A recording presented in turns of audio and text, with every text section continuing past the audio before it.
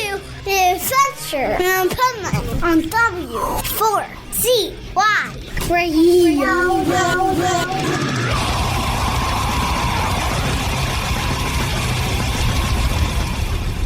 Wake up, America! It's time for the Adventures of Pipeman on W4CY.com, West Palm Beach's #1 internet radio station. Here's your host, the Pipeman.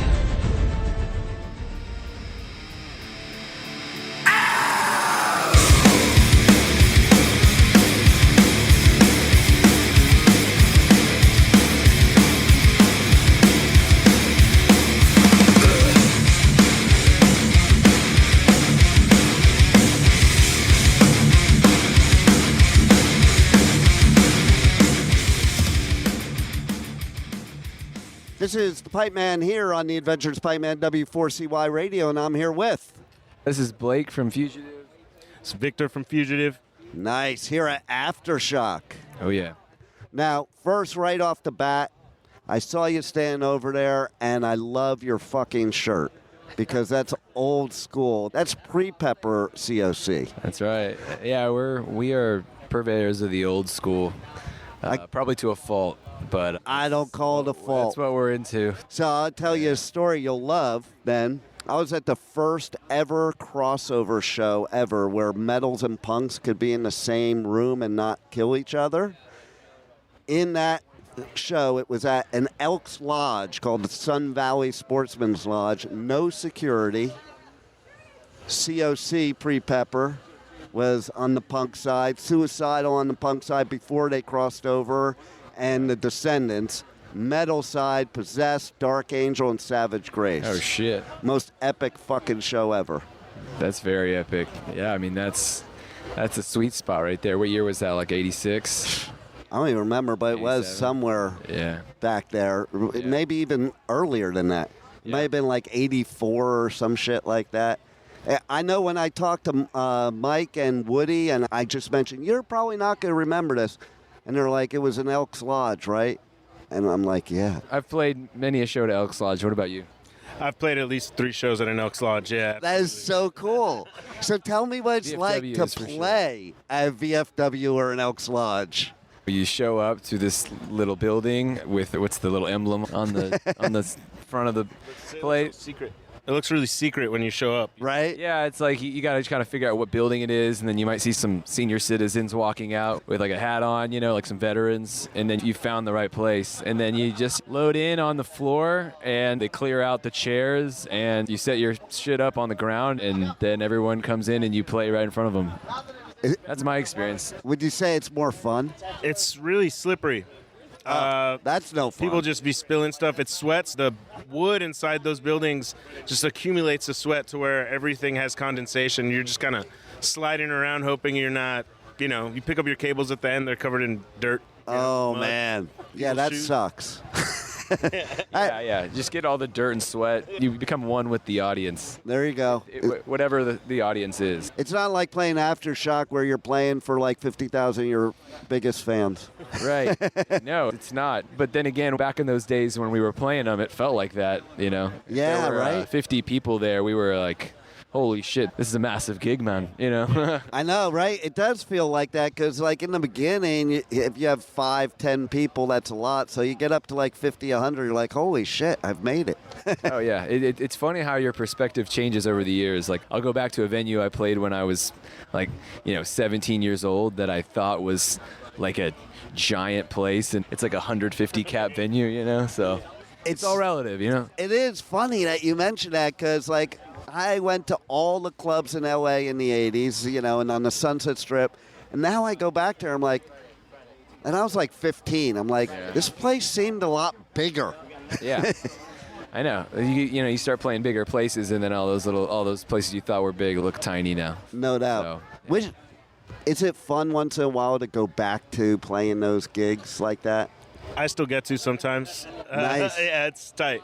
It's still chill. You gotta be able to draw energy from less people when you're doing that kind of thing. Is nice. And I think when you have a venue like that and less people, that the people that are there are the most into it. Like if they were here, they would be your biggest people into the show here amongst all the other people. Yeah, absolutely. And yeah, that's a nice thing is that we'll still play some smaller places with this band because we've only been a band for a couple of years. So it's nice. I like being able to do both because there's good things about both types of shows. Sometimes you play someplace so big that you're so detached from the audience that it's still cool, but like, you know, my other band, Power Trip, we played Download Festival in England, and it was like, you know, probably 50,000 people or something crazy like that. And I mean, it was a great experience. It was cool, but I mean, they're like a mile away. So there's no connection with them, you know, I guess, you know, where you're standing.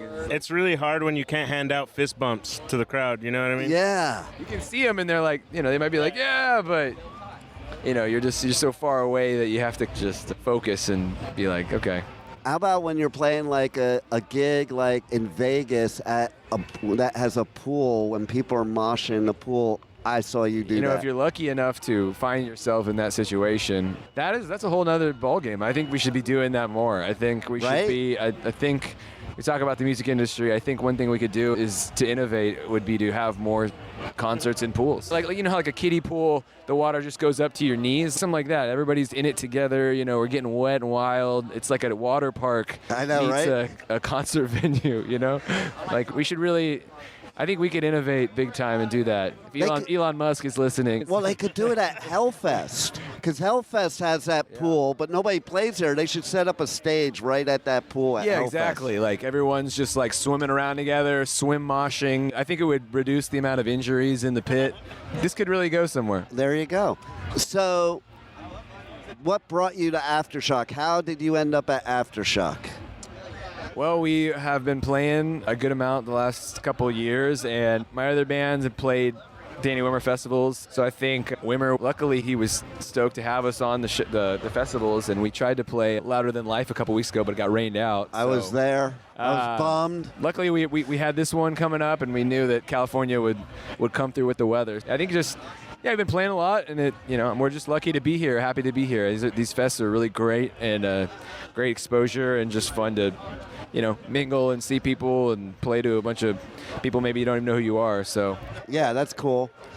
Wonderful opportunity. Stacked bill, stacked lineup. No doubt. We're literally sharing a joint dressing room facility with fucking POD. So well, there you go. You just things that you never thought would happen.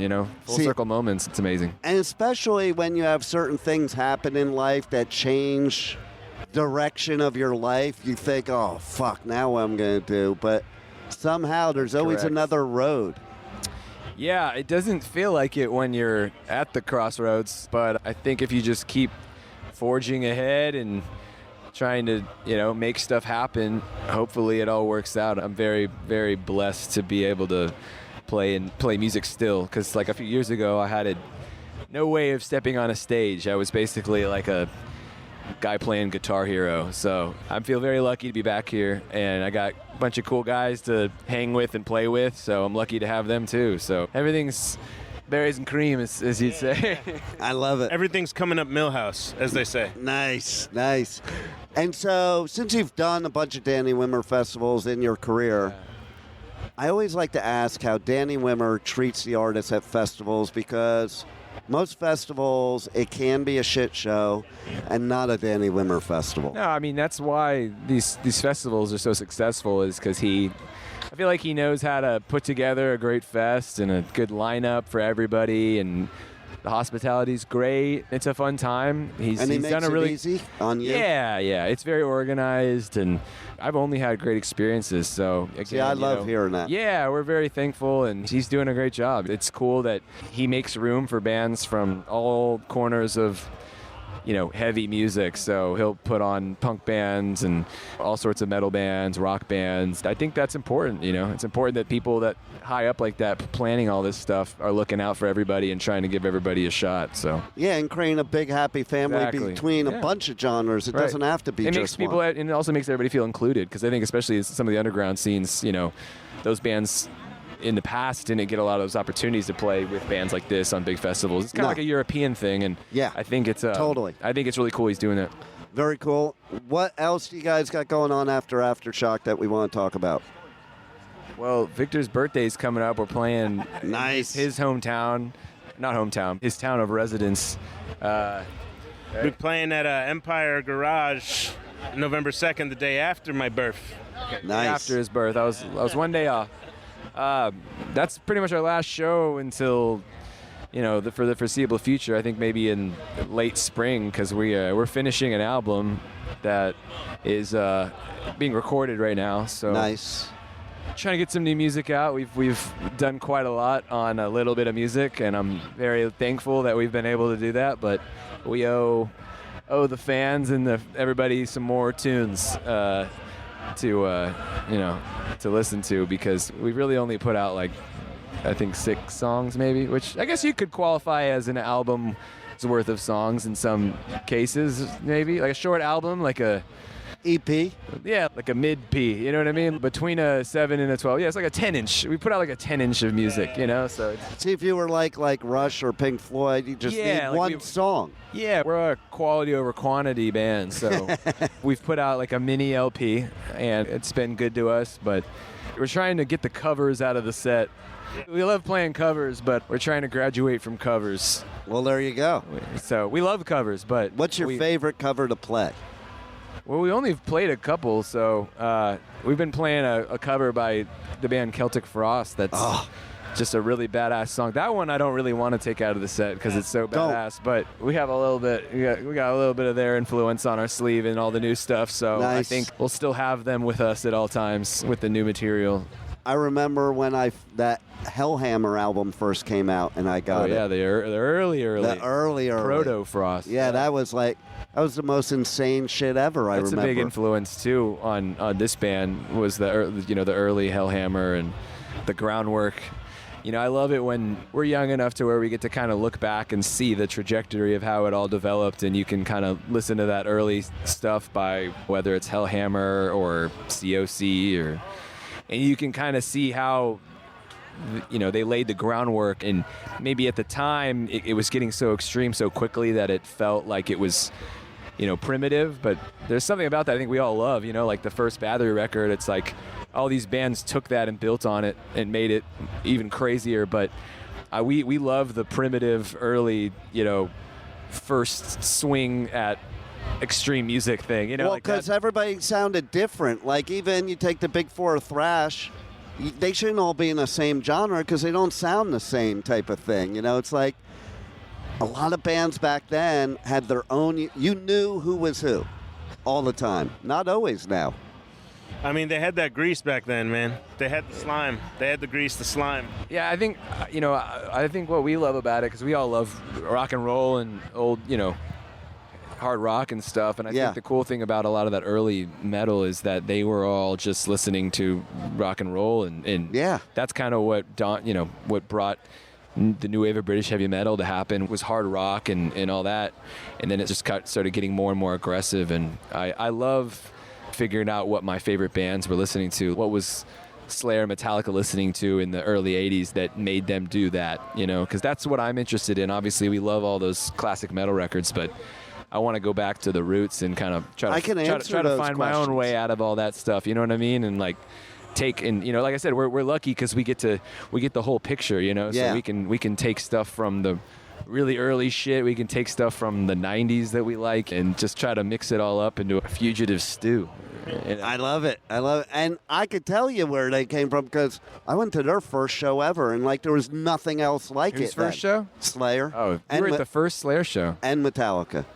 That's pretty cool. Yeah, it was bad. And before that, the heaviest thing was Motley Crue, believe it or not. Hey, Motley Crue's got some heavy, dude. Yeah, well, I used to see them before they were glam, when they were like horror punk, trying to burn down the Roxy to bring Satan in. That's when I got hooked on club shows. Hell yeah. So, yeah, it comes from a lot of different things. Like Tom, he was not even into metal at all. He was into like a lot of classic rock. Jeff was a total punk. Right. Lombardo was a punk. Kerry, as he always was, metalhead. So you had that whole mix together that created that new sound. I think that's the difference. Exactly. Having a mix. That's kind of how we are. I'm heavily into classic music and 60s, 70s, pop and rock, and I think everybody's into a lot of diverse stuff. Yeah, I listen to it all, but I come from a hardcore punk background, so it's kind of the same kind of thing, you know? Yeah, totally. He's a punk guy. See, I couldn't go to Lot the of cred in punk the punk shows world. because I had long hair back then. Yeah. That was what was stupid. It used to be more like that. It was Now, total. The cool Yeah. thing I always say now is that people, I think because of streaming and because of the way things are now, everything's sort of like on the table. Yeah. For better or worse, I think for better, because it's like everybody can kind of be into everything. Like you can be into Slayer. I love it better. You can be in, and yeah, even 15, 20 years ago, it was like you were either into metal or into punk or into rock. Like it was, you couldn't be like, oh, I like everything. And I thought it was It's harder stupid. to do that. People would, it was way more narrow and they were more niche. Oh, yeah, I thought it was Scenes and stupid. Like, I stuff, couldn't yeah. go to the OC shows and see TSOL or Dead Kennedy. I'd get You my couldn't ass tell beat. anybody about it, you know? Yeah, I'd get my ass beat if I showed up. Exactly. You would get your ass beat, which having the threat of getting your ass beat wasn't the worst thing in the world always. Not so much for what you listen to, but maybe. You can learn a lot getting your ass whooped, you know what I mean? That's true. It is true. Well, you guys rock. I'm glad you're here at Aftershock, and thanks for being on the Adventures Thanks of for having Pipeman. us. Yeah, we play at 4:45. I'll be there. Yeah. Thank you for listening to the Adventures of Pipeman on W4CY Radio.